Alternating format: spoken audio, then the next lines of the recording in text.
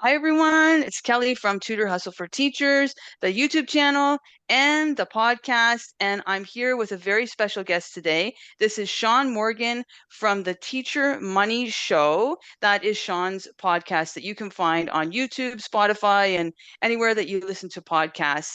And Shaun is doing something really wonderful for teachers. Do you want to tell us a little bit about what you do on your podcast, Shaun? Yeah, absolutely. So, the Teacher Money Show is a show dedicated to helping teachers have a richer wallet, classroom, and life. And we dive into your finances, understanding your money, specifically to teachers' money challenges, and also teachers' financial superpowers, because teachers have a lot of things in their pocket that they can use for their finances that they don't know about or they don't know how to use properly. So we just unearth all of those things, make sure that we're aware of them, so that way we can really succeed as educators. It because I've listened to a lot of financial advice. I'm a little obsessed with it. And most of it doesn't apply to teachers because teachers are in a very unique situation. For example, they'll say, okay, you want some extra money to go pay off debt, go, get overtime. It's like, I work overtime and I don't get paid extra for it. So that's not a possibility. Or they say, oh, you just need to go ask for a raise. Yes, since when has a teacher been able to ask for a raise? So there are all these pieces of advice people are giving because it applies to the majority of the population that don't apply to teachers. So I'm talking specifically to teachers to make sure that teachers understand, what it's like to have to deal with your finances as a teacher, and what you can do and what works for you that doesn't necessarily work for everybody else. That's amazing. I'm really excited about your podcast, and I'm excited about the message that you're bringing through that, because a lot of times I find, well, first of all, you're right. Most of the financial advice out there is not specifically for teachers, and I haven't when I came across your show, I was like, wow, this guy's talking to teachers. Nobody's done that before. I was so excited about it. And teachers and money is kind of like not connected. People don't connect the two. There's this poor teacher mindset, or teachers should be working for free, and people disconnect teachers from money. So I really like that you are bringing teachers and money together. And I like that you say that teachers have financial superpowers. What give us an example of what would be a teacher financial superpower? My favorite teacher financial superpower is the 457B. It's a very unknown option people have for retirement. But I mean, this is going pretty deep here. But the 457B is a separate account entirely from the 403B.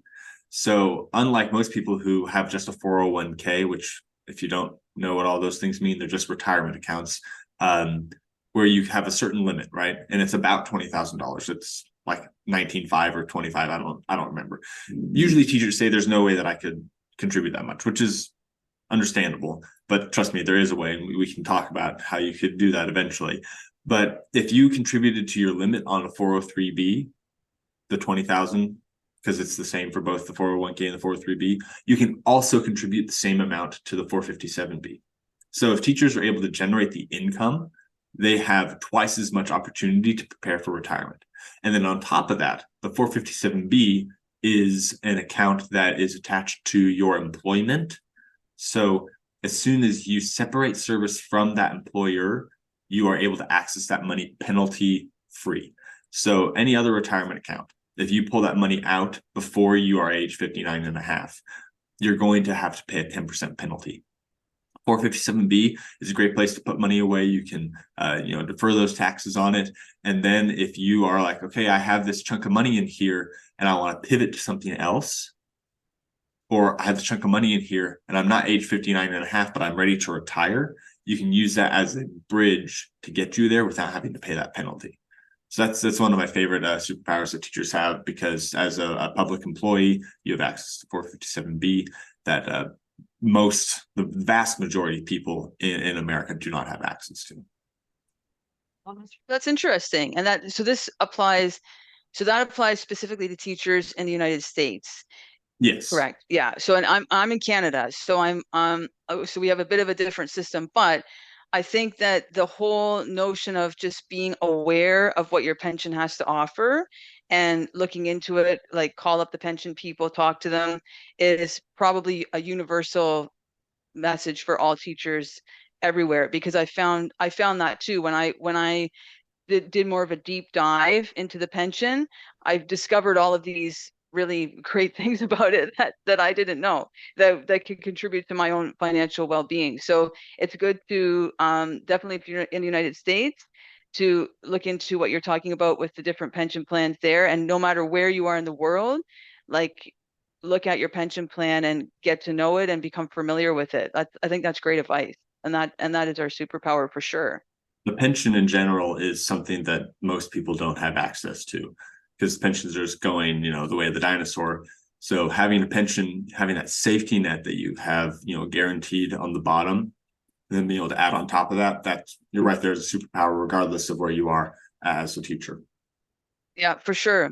And Shaun, I'm sure that you probably get a lot of people asking you about side hustles, because teachers and side hustles seem to go hand in hand these days. There's like, oh, here's my cat. He joins me for he joins me for every interview. Um, Teachers and side hustles seem to be like best friends these days. I see it all over Facebook. There's Facebook groups dedicated to it, even well, including my own, which is dedicated to tutoring as a side hustle. So what advice do you have for teachers who want to take on a side hustle? Well, this is the other superpower that I wasn't going to mention until later. Um, what we have as teachers, as much as we like to complain about how busy we are during the school year and how we're charging during the summer, that's time, right? Yes, we are only paid for the 10 months that we're working, and then they stretch it out over the whole year. And then people say, why are you complaining? You're getting paid during the summer. Yeah, get over it. What's happening there is they're just stretching out your income, but then you have this time during your vacation time that you can work on a side hustle. It's my number one recommendation for a side hustle is find one that you can ramp up when you have time and ramp down when you don't have the time. Right? There are side hustles that you can just say, look, when I am on the summer, I'm going to crank this out. And then when it is, the middle of testing season and I'm frazzled and can't think straight, I'm going to do nothing. And if you can find a side hustle that you can, crank up during the off season and crank down during the busy season, that is a very powerful type of side hustle. And then just on top of that, I would highly recommend that if you're going to start a side hustle, that you're not getting a side job. Side jobs are just a great way to get taxed more money and work a lot of hours to not make very much money. Right? Going and working as a bartender or a barista or something like that is fine, but it's not going to help you get ahead as fast as having a business. I'm sure that in Canada, it's the same, that businesses have certain tax advantages that you're able to take advantage of because governments tend to want businesses to do business. It's good for the government when a business operates well. So there are advantages to owning your own business. So if you have something that you own your own time, you own your own business, you can ramp it up when you have time off, pull it back when you don't have as much time, and you can take advantage of those. There's no cap on how much income you can make. You can really grow how much money you're making for how much time you're putting in, and there's a lot of advantages to that. Yeah, I totally agree with that. And in terms of tutoring, I have my own tutoring business. I always encourage people to start their own as opposed to work for another company because of exactly what you said. There's so many tax advantages and just your own freedom of time. So like you said, you can ramp it up when you have time, you can ramp it down when you don't have time, and you can just make it work for you because you're your own boss, which is really cool. So I think that's great advice about a side hustle. And what advice would you give for people who want to exit teaching? And this is, I'm unfortunately, this is a lot of people these days. I just exited recently myself. And I see, like there's so many teachers that want to leave the profession and are all over the internet looking for advice. So what advice would you give to those teachers who want to leave? My first piece of advice is find out why you want to leave. That's the first thing, because a lot of people are wanting to leave because their current environment is terrible. I was about to leave teaching about a year and a half ago. I was done. I actually got fired, not because I was doing poorly, although my heart wasn't in it where I was at. But they had a reduction of number of students, so they had to cut someone, and I was the last one hired there. So first one fired. It happens. But I got fired from teaching. I was hating every moment of it there anyway. Like I was just constantly doing things that I didn't enjoy, and the students were just like having a lot of behavior issues, and I was struggling with dealing with those. And I was just ready to give up.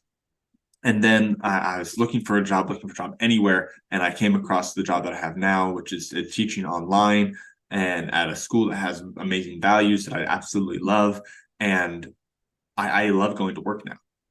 So it was the environment I was teaching in and not teaching that I didn't like anymore, right?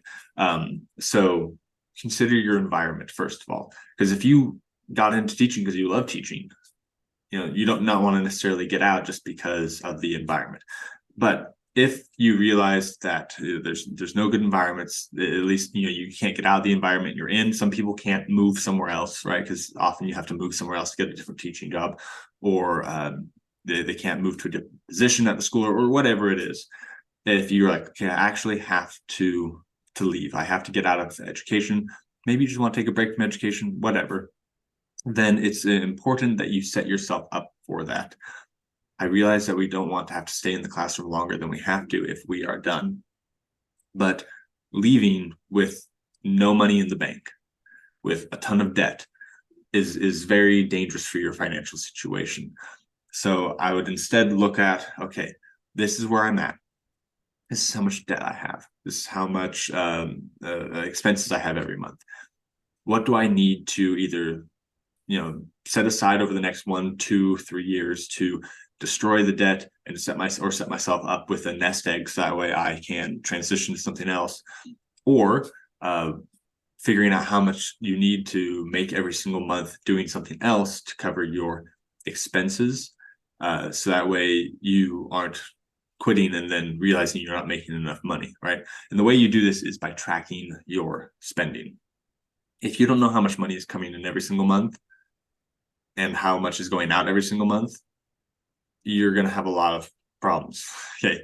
You're not going to be making enough money stay to control your financial future. So if you know that I spend $3,000 a month or whatever, I don't know what you spend, but let's say that's how much you spend and you only make 2,500, that's a problem. But if you make 4,000, that's great. So you need to know how much you're spending, and then be prepared to be able to make that much money when you leave. So if you are going to become a tutor, you'd have to have the students lined up to be able to be making that much money every single month.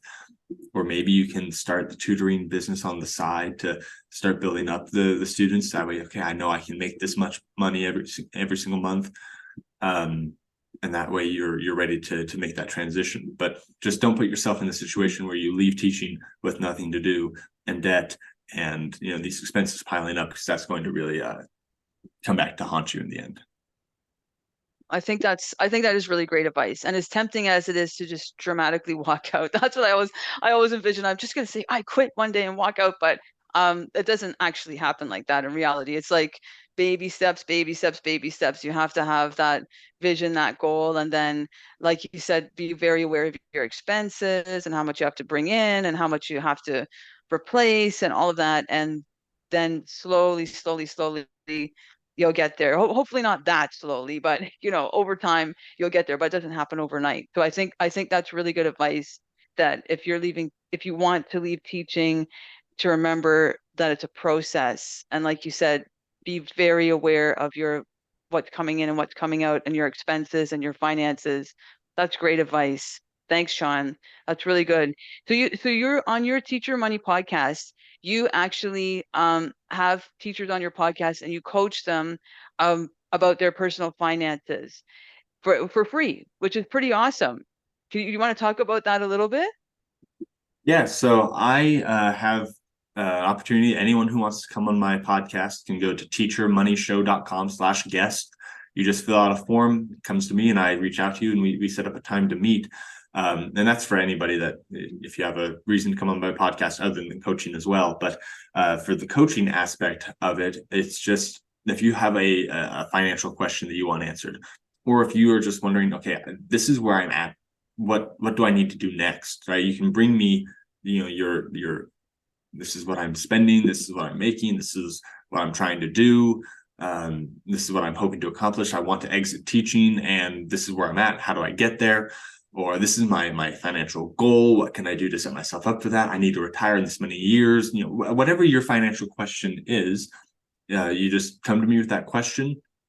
You show me your numbers, and then we talk through it.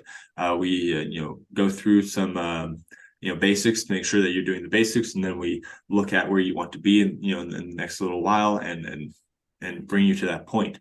Or if you just have a ton of financial questions, we can just answer all your questions. I had one coaching guest who said, "I'm getting married. What do I need to know about this and this and this and this?" And it was just one after the other questions, because she just wanted to understand what to be prepared for when she got married. So there's a wide range of coaching opportunities there.